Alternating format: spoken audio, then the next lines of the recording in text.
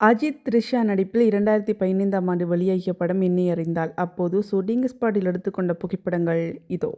இப்படத்தை இயக்கியவர் கௌதம் வாசுதேவ் மேனன், இசை ஹாரிஸ் ஜெயராஜ். இப்படத்தில் அஜித் ஒரு நேர்மையான போலீஸ் அதிகாரி. அவர் வாழ்க்கையில் வரும் காதல், இழப்பு மற்றும் ஒரு சக்தி வாய்ந்த வில்லனுடன் நடக்கும் மோதல்தான் கதை. இப்படம் 100 நாட்கள் ஓடியது. மொத்த வசூல் 100 கோடி.